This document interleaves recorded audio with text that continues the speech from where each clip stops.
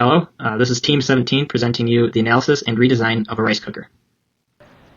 The rice cooker is a device which is designed to have two ingredients put inside the enclosure, water and rice. A setting is set on the rice cooker. The rice cooker then heats the ingredients to the desired temperature. This then cooks the rice to the desired effect. Target customers are individuals who cook rice many times a year. These individuals would be interested in purchasing a device to aid in cooking rice more carefree and simply than in a pot. The following sales decisions are based on and for the United States market. Primary customers are home cooks and average people who want to cook rice. These are people only ever cooking rice for small groups of people, such as families. An anticipated 4.5 million units a year are expected to be sold to primary customers. Secondary customers are individuals looking for cooking soups. This is not the primary function of the rice cooker, but it is capable of performing this. An anticipated 500,000 units a year are expected to be sold to secondary customers. This is the current model of our rice cooker. It consists of three main sub-assemblies, the first one being the lid. That consists of the lid handle button, the lid handle, the lid vent plate, and the lid shell. Those are shown at the top.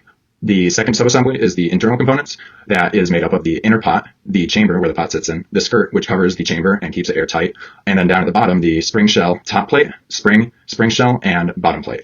Those are for heating and maintaining contact with the chamber and inner pot. Finally, the third subassembly is the outer shell. That consists of the top shell, the front panel, which also has panel buttons on it for the user interface, and the bottom shell. Here's an image of our FAST diagram illustrating our functional analysis. Our task function is to cook rice. The primary basic functions are to then contain steam and contain rice. In order to contain steam, however, we must boil water by containing water and adding heat. In order to assure our dependability, the product must maintain control as well as release pressure. Stopping the heat, warming the rice, and maintaining time are all functions. We have two assembly sequences. The difference is one start with the bottom shell, another one start with the chamber, and the second one has the inner pot, and it ends with the control panel subassembly. So the assembly sequence 1 is a little better than sequence 2 because we don't need to the transferring, handling, and the pattern enjoying is a little bit better.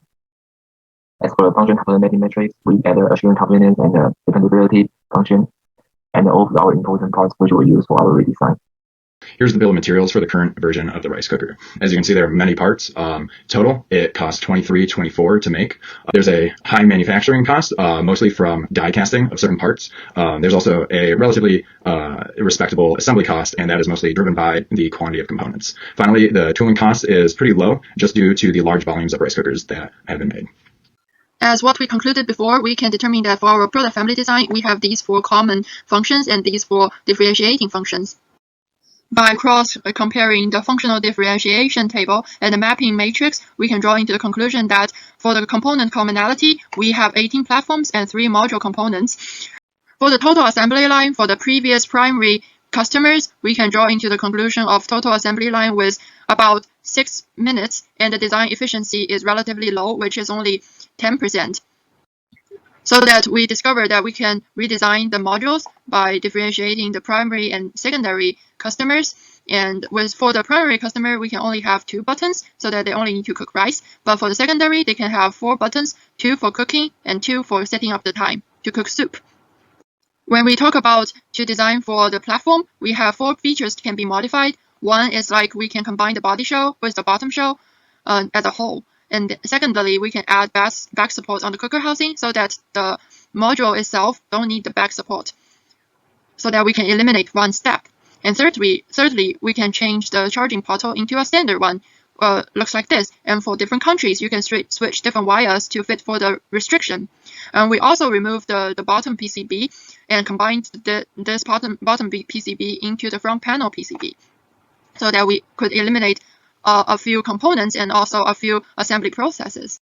For the redesign of the module, we also have 4 features that can be modified. Firstly, we can redesign the injection molding front panel. We could remove the buttons, and by designing the buttons like this, we can also have this kind of similar functionality. By pressing the button, it will give out the reflection towards the PCB backwards so that we can have the same function. Secondly, we use the modular sticker instead of a whole different front panel. The button part sticker has some thickness to provide the button filling. And thirdly, the straight-on buckle towards the cooker body, as it can be shown in the picture, which can eliminate the screwing process of assembly. And also, as I mentioned before, we combine the bottom PCB to the front PCB so that this PCB is become larger. And with our redesign, some of the parts can be modified and some of the parts can be eliminated. After our redesign, we can have the final only 6.19 minutes of total assembly time, and really 2 times design efficiency than before, which is 20%. The subassembly chosen for the redesign for automated assembly was the handle. There are several parts involved with the one function associated with the handle as seen on the function component matrix, in which all 4 components fall under the same function. This highlights the subassembly as a place for better design and optimization.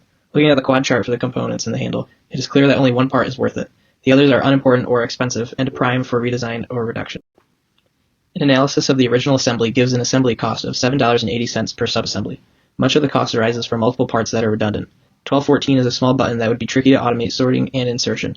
Due to a small and unnoticeable discrepancy of asymmetry in the top cover, there is added difficulty to orientating. The outer and lower shell have similar handling costs, but the securing using screws of the lower shell increases its total automated costs. These noticeable sources for increased automation costs drive our redesign of the handle. 3 important features were redesigned for the handle. All the previous parts were condensed into one. This reduces part count and fastener count. The button was redesigned to be part of the handle in elastically deformed. The installation of the handle was made to be snap fit, which reduces the insertion cost and fastener count again. The finger grips of the handle assure ease of use and comfort, as well as provide an easy marker for automated orientating. DFA 1, DFA 2, DFA 3, and DFA 7 instructed the redesigned features mentioned. These 3 altered design features reduced the total cost per part by $6.24 per subassembly. In conclusion, a redesign for automated subassembly was beneficial. A subassembly that had several redundant parts, in which some were expensive or ineffective, was a prime target for redesign. The handle had several parts that could be optimized for part minimization, faster reduction, increasing snap fits, and ease of orienting. This led to an 80% reduction in automated assembly costs, extrapolated over a year of 5 million units produced of this subassembly. That can lead to $31 million in annual savings, since the total amount of parts was decreased, and the redesign was designed for injection mold manufacturing by having uniform thickness throughout. The cost of manufacturing will decrease with this redesign. All of these savings were made with no functional impingements. Control box housing critical dimension. One of the critical dimensions is the arc of this control box housing, which connected to the body of the rice cooker, as well as the hole over there for the screw or fastener. Control box housing property is a material polypropylene and is pretty solid, 50 gram mass, and thickness is 0.5 mm, tolerance is 0.1 mm, roughness is less than 0.2 mm, the batch size is 4.5 million. As you can see in the process selection table, the injection molding has been chosen because the blow molding, rotational molding, thermal forming are fell in the shape section and the compressor molding fell in the mass section. And the machining fell in the surface roughness section, the additive manufacturer fell in the batch size section. Another redesign part is heating press, and critical dimension are the circle and also the hole and also the roughness on the surface. The materials is aluminum, strip is pretty solid, mass is 0.2 kilogram, thickness is 1.5 mm, tolerance is 0.2 mm, roughness is less than 4 mm. The batch size is 4.5 million as well. As for the process selection part, we choose machining for the heating press manufacturing because the centrifugal casting extrusion sheet forming are in the shape part, and the same casting are in the mass section, and the investment casting forging are fell in the selection section, powder matter and electron machine are in the powder section. The die casting fell in the surface roughness section, and the additive manufacturer fell in the batch size section. Redesign for injection molding, we focused on DfM rules 2, 3, 4, and 8 for injection molding.